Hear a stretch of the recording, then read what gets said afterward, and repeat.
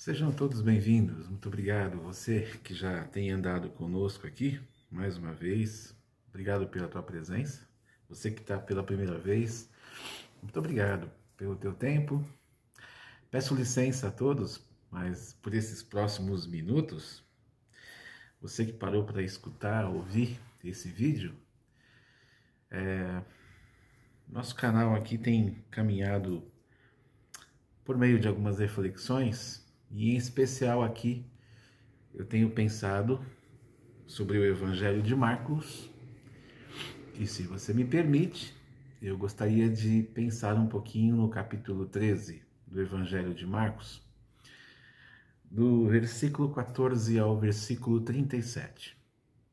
Evangelho de Marcos 13, do 14 ao 37. É um texto longo. E é um texto difícil ao mesmo tempo, né? Um texto pesado, um texto assim que fala de questões não tão palpáveis como outras questões que Jesus aborda.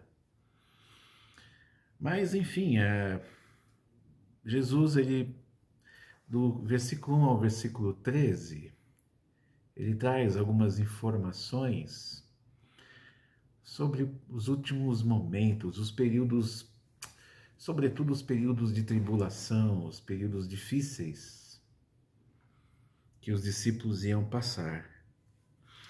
E aí, quando chega no 14, Jesus continua, depois de ter iniciado a sua fala sobre essas perseguições, sobre esses sofrimentos, podemos assim dizer, né?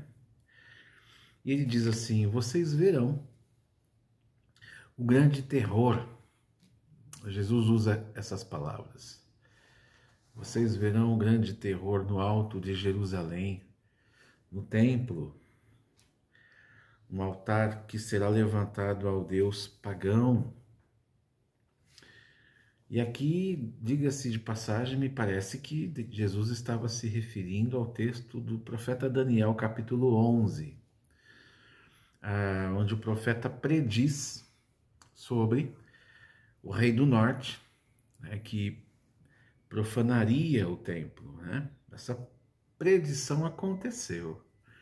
Ela se cumpriu no ano de 168, justamente antes de Cristo. 168 anos antes de Jesus, aquilo que Daniel falou no capítulo 11 aconteceu, porque você tem lá nesse período do ano 168, o Antíoco IV Epifânio, que levantou um altar pagão, justamente. E ele sacrificou um porco, justamente no Santo dos Santos. O Antíoco, gente boa, né? Gente boa. Aí ele foi lá e ele pegou um porco. Então aí você já vê a, a ironia e a maldade contrária aos preceitos da religião judaica, né? Ele leva um porco até o Santo dos Santos e ele sacrifica esse porco lá.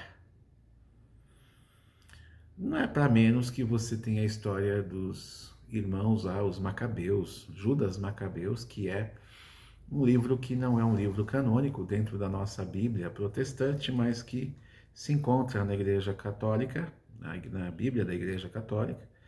É um texto histórico, é um texto real, é um texto verdadeiro. Apenas o cânon protestante não se viu, ou o cânon hebraico, digamos assim, né? Desde o cânon hebraico, quando o cânon hebraico foi formado, aqueles que formaram e oficializaram os livros, os textos do Antigo Testamento, não entenderam como um texto que pudesse ser utilizado dentro da comunidade judaica, até porque não é um texto muito favorável, não é um texto que os judeus gostariam de lembrar. A versão católica, a versão latina, traz esse texto para nós, né? E é importante conhecê-lo, uma vez que conta histórias. E é nesse período, então, que a família dos Macabeus, os Macabeus, né, se levantam contra todas essas atrocidades que foram se erguendo contrárias à religião judaica, ao templo, a Israel de modo geral. Pois é, o Epifânio faz isso, ele joga no altar do templo, no lugar dos santos, ele coloca um porco a ser sacrificado.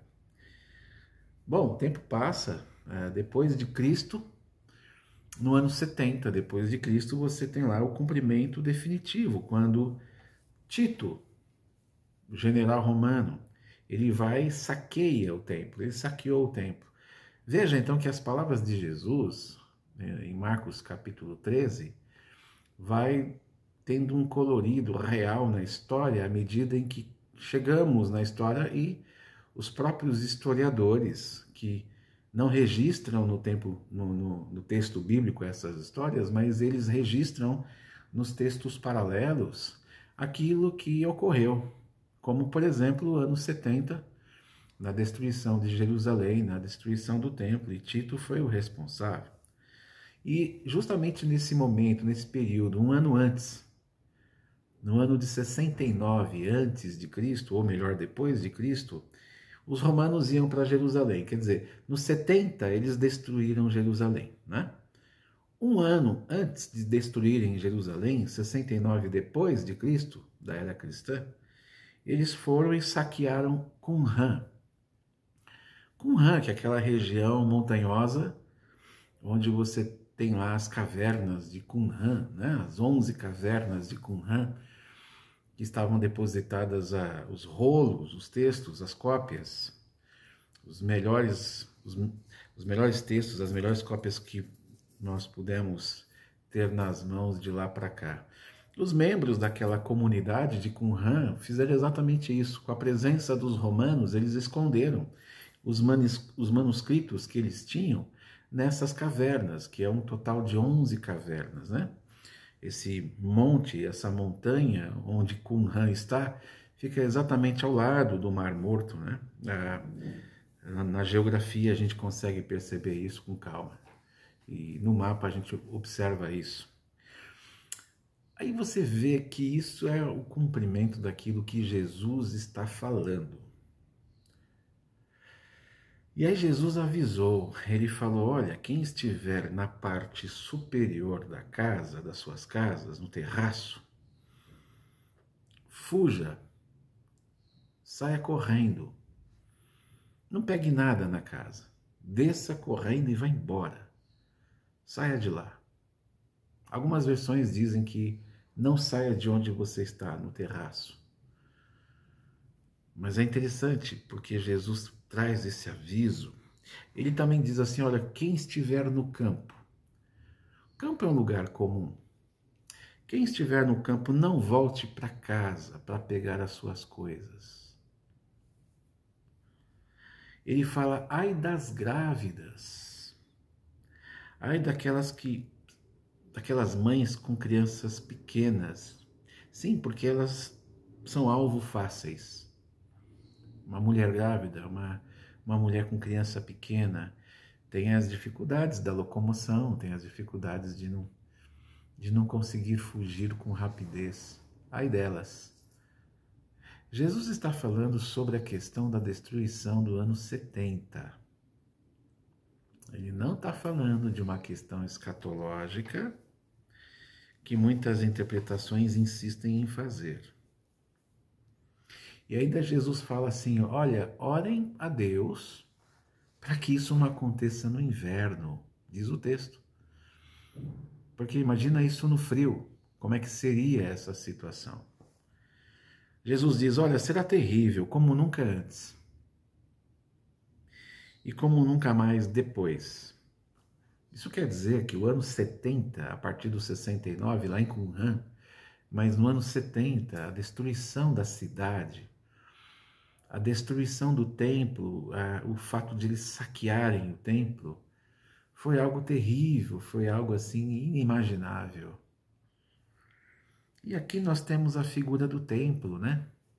A figura do templo é a figura principal. Então, evidentemente, quando Jesus está falando aos seus discípulos e àqueles que estão em volta escutando isso, Jesus fala sobre a destruição do templo. Olha, destruir o templo é o fim do mundo.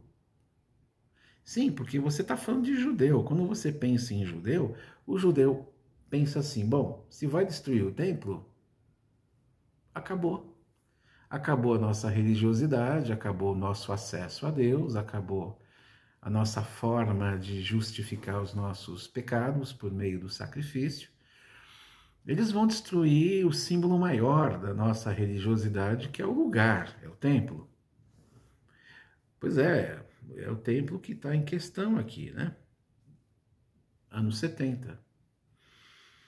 Jesus disse que esse período seria diminuído, porque os salvos, aqueles que seriam salvos, estão no foco de Deus. Quer dizer que, naquele momento, isso não ia durar muito, porque Deus tinha planos para aqueles que seriam salvos. Isso dá a impressão de que não era o fim do mundo. Por mais que Jesus narrasse a destruição de Jerusalém e o quão isso ia ser terrível, ele está dizendo, olha, esse tempo vai ser diminuído, porque Deus quer que muitos sejam salvos. A coisa não vai terminar aí, né? Essa é a ideia. Isso tudo terminaria, isso tudo acabaria, e a salvação continuaria aos que viriam depois. Não acabou tudo no ano 70, olha nós aqui, né? O ano 70 não foi o fim do mundo, mas foi o fim de uma mentalidade religiosa, foi o fim, talvez, de uma religiosidade israelita, errônea, equivocada, viciada, dentro de situações e princípios que não agradavam a Deus e que Cristo, o próprio Jesus, olhava para aquilo e desagradava, né? E aí Jesus continuou no nosso texto dizendo, olha, sendo assim, se alguém gritar, vejam, olha lá, o Messias está aqui, olha o Messias lá, ou ele está ali, ou ele está acolá, não acreditem, disse Jesus. Não creiam nas trombetas tocadas em tempo errado. Não creiam naqueles que vão se achegar e dizer, eu sou Cristo, eu vim salvar. Até porque isso não é previsto aos seres humanos, não cabe aos seres humanos saber a vinda do Messias. Não cabe aos seres humanos saber quando o Messias viria. Jesus fala, olha, virão falsos profetas, falsos messias. Eles farão milagres. Eles farão maravilhas. Olha só, para você pensar tanta coisa que a gente observa por aí e a gente fala, uau, que coisa. Deus está ali. Olha lá o que aconteceu naquele lugar, com aquele homem, com aquele líder, com aquela pessoa, aquele pastor, aquele evangelista, sei lá o quê. Deus está ali, será? Jesus está dizendo que viria falsos profetas, Jesus está dizendo que viria falsos messias, ele disse, e Marcos registra, esses aí vão fazer muitos milagres, esses aí vão fazer algumas maravilhas, e eles vão inclusive enganar até mesmo os escolhidos. Percebe o cuidado que a gente tem que ter? Vejam, meus amigos, discípulos, vejam, eu estou avisando antes. Isso vai começar. Interessante que isso ainda não terminou, ainda continua esses mesmos por aí, acolá, aqui e acolá, né? Depois daqueles dias de sofrimento, disse Jesus, e continua Jesus, ele fala assim, olha, o sol vai se escurecer. Ele vai ficar escuro, a lua vai perder o seu brilho. Pois é, assim como na escuridão da crucificação também, foi um momento terrível, né? Naquele instante em que Jesus estava pendurado na cruz, o tempo fechou. Né? E aqui Jesus fala, olha, isso também vai acontecer. Em quais momentos isso vai acontecer? Pode ter acontecido no ano 70, sim. Pode ser que isso ainda vai acontecer? Sim, pode ser. Vamos aguardar. Jesus fala assim, olha, o Filho do Homem aparecerá descendo nas nuvens com grande poder e glória. Bom, Jesus fala isso, o ano 70 acontece, mas ele não desceu com o ano 70, que ele já tinha falecido e ressuscitado, né? Veja, anos 70 da era cristã, o templo foi destruído, Jesus morreu, ressuscitou ao terceiro dia, foi para o Pai, ok? Depois de alguns anos para frente, no ano 70, 40 anos praticamente atrás, depois, né? 40 anos depois, Jesus não retornou. Por que ele está dizendo que o Filho do Homem aparecerá descendo nas nuvens com grande poder e glória? Ele estava se referindo a um momento posterior, que ainda não aconteceu. Veja, então, capítulo 13 de Marcos traz uma mistura de efeito histórico, anos 70, que é profético, com algo escatológico, que ainda não ocorreu. Olha que interessante o que Jesus está falando. O que Jesus está falando sobre o Filho do Homem é escatológico, pertence ao futuro. Nós ainda não vimos isso acontecer. Sim, porque senão Paulo teria escrito a nós, dizendo, olha, Jesus veio a nós, e agora ele vai voltar pela terceira vez, ele esteve aqui. Não, Paulo não avisou, Pedro não escreveu, Paulo não escreveu, João, Tiago, eles não escreveram essas coisas. Eles não relataram que Jesus havia voltado depois da destruição do templo. Mesmo que esses textos fossem posterior ao ano 70, ou alguém outro que viesse a escrever após o ano 70, poderia ter relatado, Jesus veio a nós, ele voltou, ele fez um julgamento, já aconteceu? Opa, nós ficamos para trás, então tem uma terceira vinda? Ui, aí nós não entendemos mais é nada. Não. Jesus, em Marcos 13, assim como em Mateus 24, ele relata duas situações. Ele fala sobre a questão do ano 70 e ele fala sobre a sua vinda, dentro do mesmo trecho do texto do Evangelho. O versículo 28 aqui do nosso capítulo 13 de Marcos, Jesus ele fala da figueira, para demonstrar como é que a coisa seria. Então ele mostra lá a natureza que ensina aos homens, né? A natureza ensina aos homens sobre os acontecimentos da vida. Interessante, porque ele fala assim, olha, aprendam, Jesus fala aos discípulos, aprendam com a figueira, porque a figueira nos ensina. E aí eles ficaram olhando para Jesus, eles já estavam ficando atemorizados, né? Depois de todas essas informações, eu acho que a turma gelou. Ah, vai vir destruição, fica firme e tal. E Jesus fala assim, olha, olhem a figueira, quando os seus ramos ficam verdes e as folhas começam a brotar, é porque está chegando o verão. O Criador falando sobre a sua criação. O Criador mostrando o que a criação faz. Ninguém melhor do que ele para relatar isso.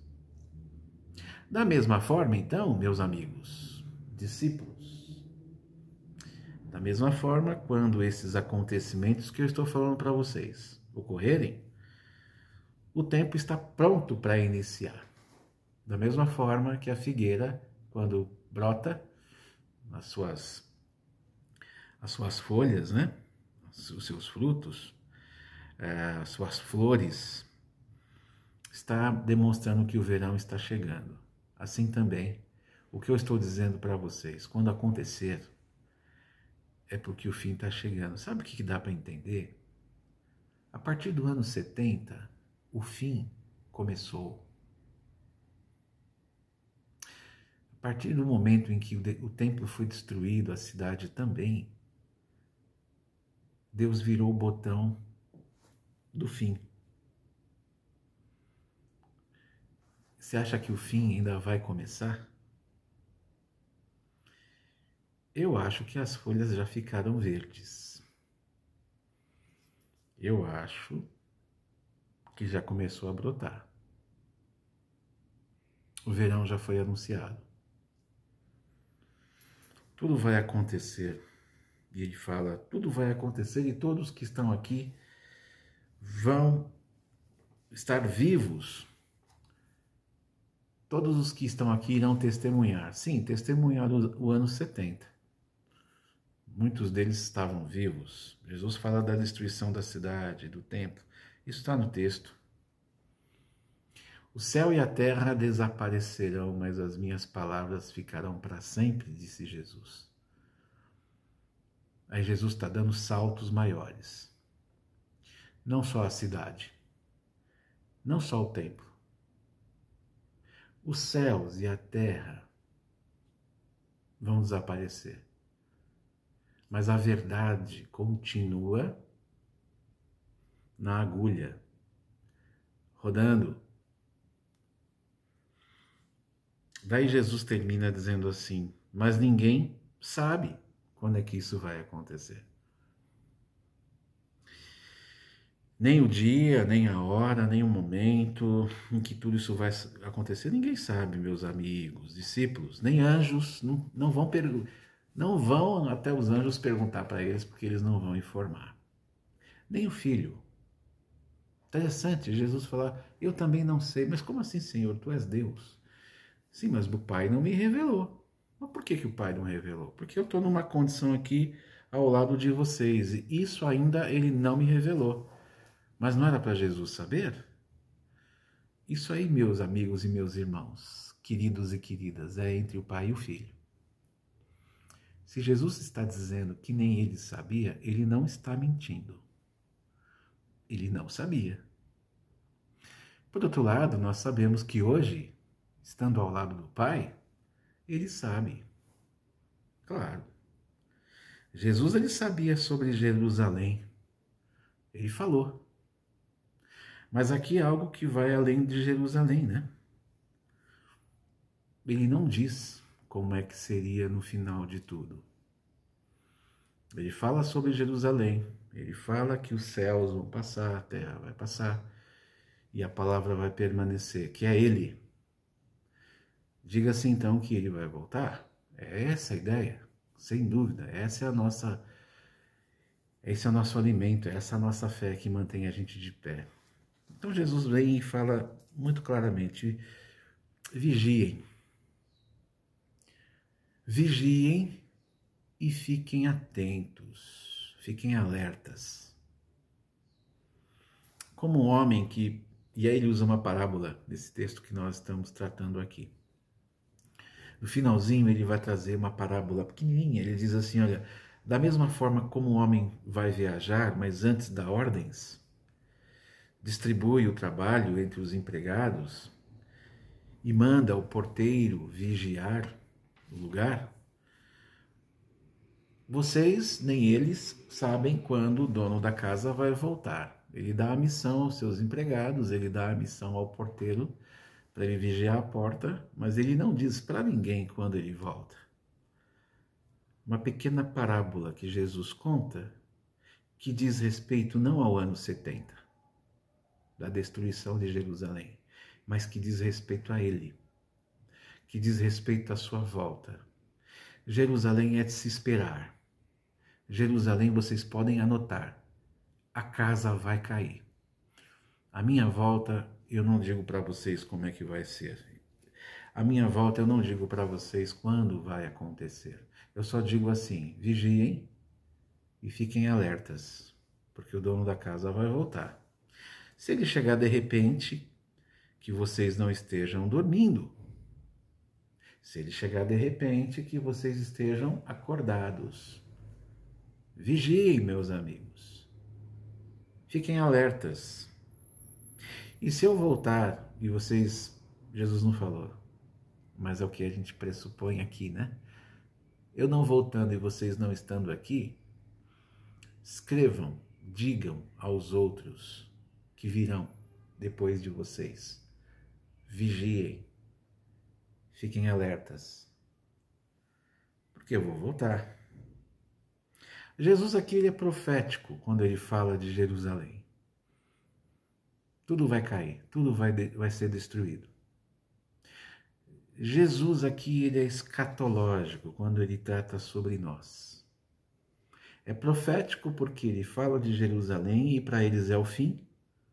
É escatológico porque ele trata sobre a sua volta depois de Jerusalém de ser destruída. Isso tudo dentro do mesmo capítulo. E aí não existe espaço para reação nossa, existe espaço para nossa atenção. Não se trata de a gente alimentar enigmas, não se trata de a gente alimentar situações mágicas. A gente vê tanta coisa por aí em relação à expectativa do Apocalipse que cansa, viu? Eu vou ser honesto para vocês. Cansa. É uma mistura de magia, de adivinhação, de pirlim-pim-pim. Não se trata de pirotecnia, não se trata de um mistério indecifrável. É concreto. Estejam prontos. Eu vou aparecer. Não tem pó mágico, não tem nada, não tem nada que aconteça que possa abrir uma cortina dizendo, olha, Jesus chegou. Não, vai ser. Fiquem atentos, vigiem, fiquem alerta. Aos de Jerusalém, destruição, perseguição. Aconteceu, anos 70. Aos que viessem depois, fiquem atentos. Vigiar, ficar atento. O que vigiar e ficar atento comunica para nós? Hoje, tanto tempo depois, o ano 70 já foi, nós estamos em 2025. O que isso comunica para nós? Não aos discípulos de lá que ouviram isso pessoalmente de Jesus, mas nós aqui que estamos lendo Marcos capítulo 13. Olha, em primeiro lugar que Deus, e nem Jesus, Deus, ele não avisa o que ele vai fazer. Deus não fala, anota aí o que eu vou fazer.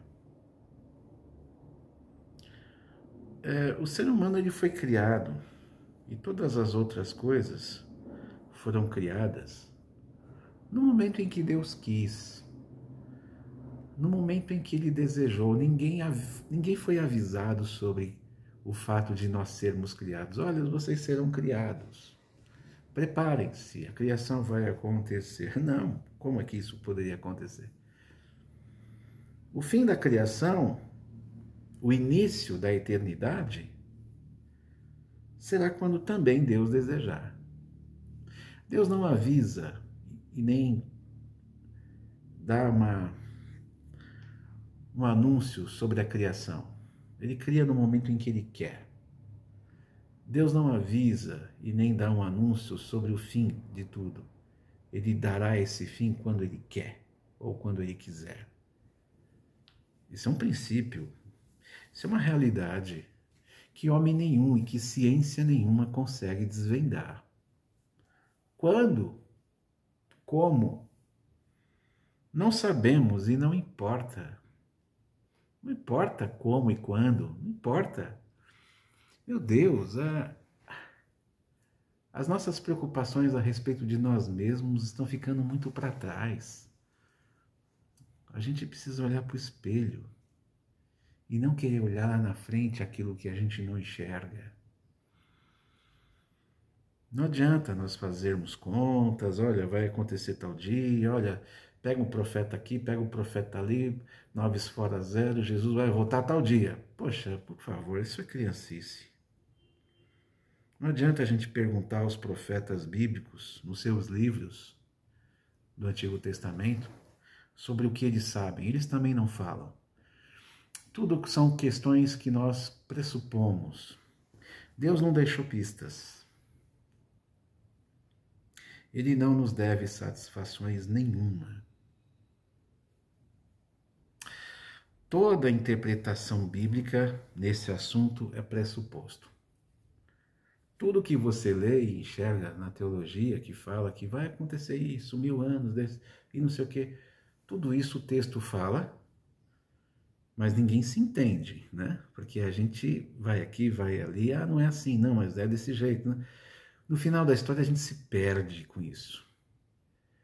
Porque um traz uma coisa, outro traz outra, e todo mundo usando a Bíblia. Você acha mesmo que Deus ia deixar isso para todo mundo saber assim, de mão beijada? Você acha? Se Jesus mesmo demonstra que isso aí não compete a nós, compete a Deus, e ele fala, olha, eu estou aqui com vocês e o Pai não me revelou. Quem você acha que você é para o Pai te revelar, sendo que ele não tinha revelado para o Filho quando o Filho estava aqui? Você acha mesmo que você tem mais condições de saber do que o Filho quando ele estava aqui e ele disse, ninguém sabe, nem os anjos, nem eu. A gente vai ter que se contentar com a nossa pequenez. Esse direito é de Deus. O Filho que agora está ao lado do Pai, ele está ciente de tudo. Jesus está ao lado do Pai. Ele sabe de todas as coisas, ele sabe exatamente quando isso acontece. E o Espírito que está conosco hoje não nos revela. O Espírito não nos revela. Na nossa interpretação bíblica, o Espírito não mostra. É um direito. O Espírito de Deus revela aquilo que ele deseja revelar nas nossas leituras bíblicas e nas nossas interpretações. No que diz respeito ao próprio Deus, é direito. Isso quer dizer que nós devemos deixar Deus ser Deus. Deixa Deus ser Deus. Ele tem o direito de ocultar a nós qualquer coisa que ele deseja ocultar. Tem o direito de nos responder ou não, se ele não quiser. É porque, na verdade, a gente gosta de saber aquilo que nós não sabemos. A gente gosta de correr atrás daquilo que a gente não entende e nós nos dedicamos àquilo que nós não descobriremos por nós mesmos. E aí a gente dedica a vida toda para tentar descobrir uma coisa que não será revelada a nós enquanto nessa vida. Bom, se isso é uma distração ou se isso é apenas uma forma de ganhar o tempo, ok, não há problema nenhum. Deus não fica triste com ninguém por conta das nossas tentativas de respostas. Mas não acredite que você vai ter uma resposta que ninguém teve e que ninguém terá. A gente dá opinião, a gente, sem saber o que nós estamos falando, a gente fala, escreve, olha, o texto diz assim, então vai ser assim. Eu gosto muito daquilo que Mateus registrou, Mateus 24:14 registrou, em paralelo com Marcos 13 aqui, quando ele diz que, e a boa notícia sobre o reino será anunciada no mundo inteiro como testemunho para toda a humanidade. Então, virá o fim. Ponto. Mateus 24:14. O papel dos discípulos de Jesus, o meu papel, o nosso papel como discípulos de Jesus, como quem entende que Jesus é Senhor, é eu viver os meus dias com gratidão, não com uma ansiedade a respeito de que me é oculto. Mas eu vivo os meus dias com gratidão, pois eles podem ser os últimos antes da sua volta. Eu sou grato por esse momento que eu estou com você aqui, porque depois pode ser que Jesus apareça. Entendeu? Essa é a parte boa. Nós estamos aqui. Quando Jesus aparecer, e ele não vai avisar, aí acabou. E aí será feito o que deverá ser feito. O Senhor não me deu o encargo de me dedicar a prever a sua volta. O Senhor não me deu o encargo, a missão de me dedicar ou dedicar o meu tempo sobre aquilo que eu não sei ou sobre aquilo que ninguém sabe. Eu e você podemos estudar aquilo que já foi dito, podemos estudar aquilo que já foi cumprido, podemos estudar aquilo que nos traz vida hoje por meio das palavras já ditas por Jesus. Ótimo, aí sim. Existem questões aqui que a Bíblia se mostra clara para que nós vivamos de acordo com Jesus, e esse é o nosso foco. O que pertence a Deus,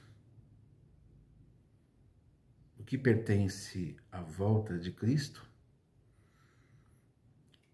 exige de nós apenas que nós vigiemos e exige de nós que nós fiquemos atentos. Pois é isso aí, eu vou ficar com a palavra de Jesus, sem detalhes. Marcos 13 não dá detalhes, mas ele termina capítulo 13 dizendo duas coisas. E aqui eu pego para mim e eu divido com você. Vigie e fique atento. Vigie e fique alerta. Porque o que realmente importa é que ele vai voltar. Maranata, a hora vem, Senhor Jesus. Um abraço para você. É isso aí, até a próxima.